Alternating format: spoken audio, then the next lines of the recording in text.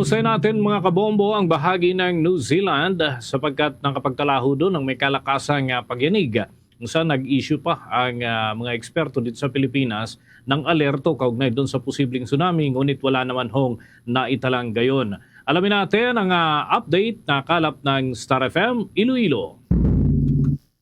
Niyanig ng 6.8 magnitude na lindol ang timugang bahagi ng New Zealand. Ang sentro ng lindol ay nasa 160 kilometers mula sa mainland nito. Sa panayam ng Star FM Iloilo kay Tess Peters, Star International Correspondent sa New Zealand, sinabi nito na sa kabutihang palad ay wala namang naiulat na pinsala o casualties na dulot ng malakas na lindol. Aniya na wala namang masyadong damages sa mga establishmento sa lugar dahil ang sentro ng lindol ay tumama sa coastal area ng bansa. Napagalaman na ang New Zealand ay nasa hangganan ng dalawang malalaking tectonic plates at madalas na tinatamaan ng lindol taon-taon. Patuloy naman na minomonitor ng mga otoridad ng New Zealand kung ang lindol ay nagdulot ng tsunami na maaaring makaapekto sa bansa. So, walang it's not a populated area like I say. So walang mga buildings din doon.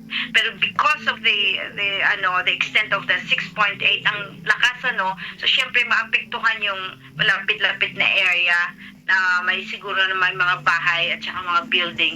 So there's no casualty, there's no damage to any of the coastal areas. Para sa Bombo Network News, ito si Star DJ Ronnie, nag-uulat para sa number 1 and most trusted radio network in the country, Bombo Radio Philippines.